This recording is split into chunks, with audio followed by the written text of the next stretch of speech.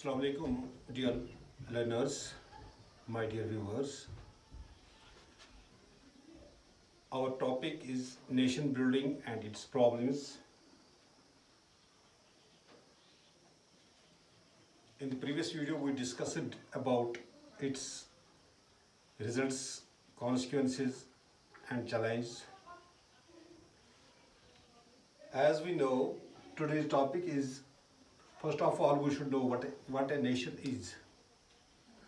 By a nation, we mean, in common parlance, we say that the group of people having common identity which creates a psychological bond among the people living within the piece of territory, or which gives them the feeling of oneness, which creates among them the feelings that they are one on the basis of their culture, on the basis of their language, on the basis of their ethnicity, on the basis of their history, on the basis of their religion, whatsoever it is, a factor which mobilizes them to have a common feeling of oneness.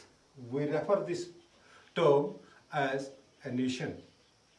However, the state, a nation state, can be defined as the people of a nationality, people where the people feel they are belonging to a nation, whether they are having the common culture, whether they are having the common language, whether they are having the common religion or ethnicity or history or whatever they feel, which motivates them to have oneness. Before we proceed to the topic, it is evident that the Indian people fought several wars, like the war of Buxar War, war of Panipat, or the 1857 mutiny. But all these wars went in vain because the people at that time were, the whole Indian society, the whole Indian nation was not feeling as a nation, which resulted that the Britishers developed an idea of divide and ruled Indians for 200 years together.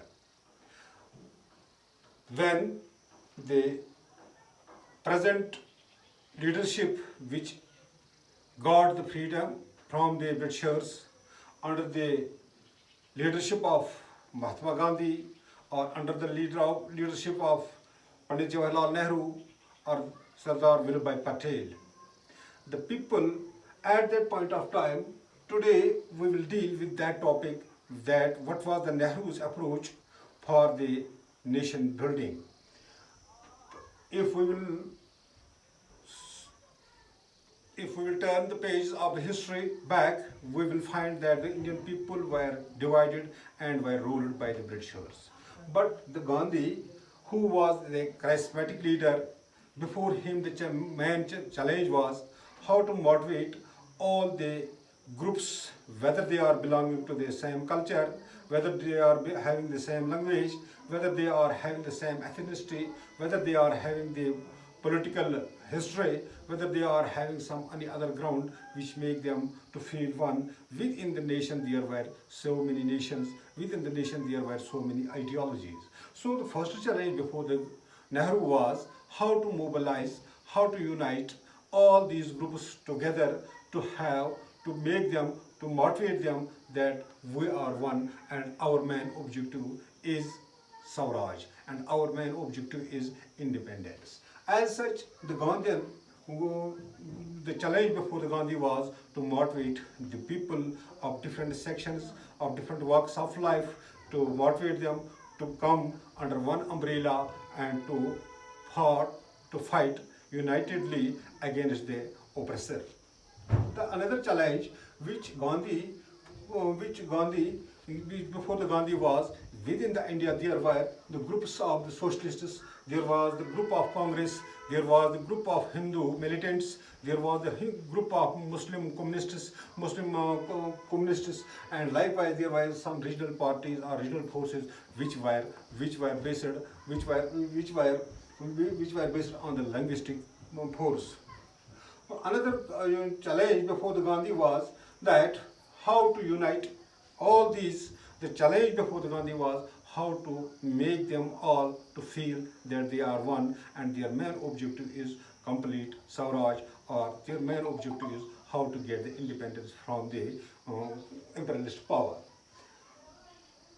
The group within the Indian polity was the Hindu militants who, after the assassination of Mahatma Gandhi in the year 1948, when Nathuram Godse uh, killed Gandhi in the bloodshed, and the challenge before Nehru was how to make these Hindu forces out of the politics, and how to make them to feel that they have done something wrong.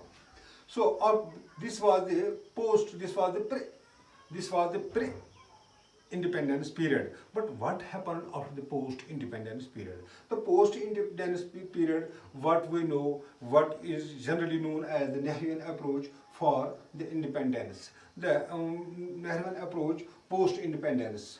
Internally, Nehru, Pandit Jawaharlal Nehru, the first Prime Minister of India, he launched several things by which he made himself the most charismatic, the most prominent leader within the Indian society. The constitution, which was based on the socialist pattern, which was based on the secular pattern, he emphasized on the introduction of the planned economy, industrialization, likewise development of science and technology, likewise strengthening of the parliamentary democracy. Internally, his focus was on the secularism, on the socialism, on the planned development, on the centralized economy, on the issue of development of science and technology, likewise how to strengthen the parliamentary democracy within the India. Likewise, externally, his focus was on the most valuable thing, that was non-alignment movement, which made India a political or a prominent political force at the world fora, at the global level, at all levels, to play its big role in order to settle down disputes among the warring countries. As we know, at that time when India got its freedom 1947 on 15th of August, the world was divided into two blocks. There was the capitalist bloc and there was the socialist bloc. And as such, Gandhi applied his own ideology of non-alignment movement to keep away from both the blocks in order to secure its newly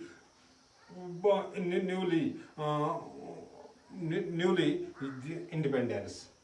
As such, the model on the basis of socialist and his other focus was on the basis of his socialist pattern, his secular pattern, his pluralism, and his welfareism, as well as his non-alignment movement, what we generally call as the Nehruvian approach of the politics.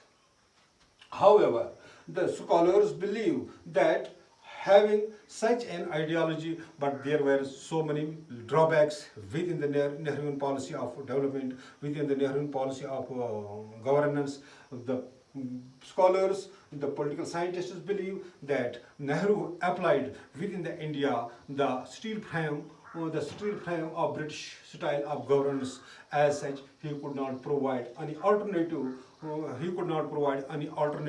the Indian people who were seeing the age-old practices of the British rule. Same rule was applied by the Nehru when he came into power. Likewise, Nehru gave undue importance to the righteous forces within the Congress, which made him weak. Likewise, he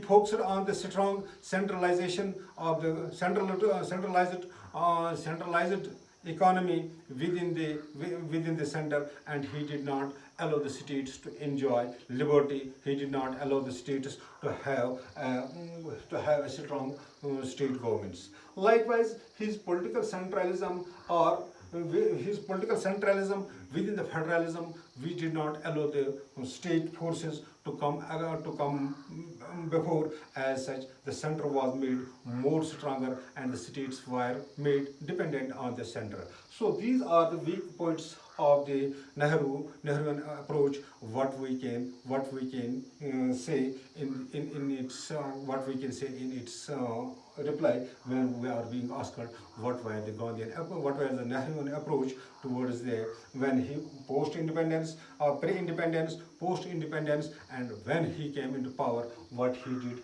what were the drawbacks in his ideology. That's all about today's topic. In next video, we shall discuss its another subtopics. Till then, goodbye. Have a nice day. Thank you very much.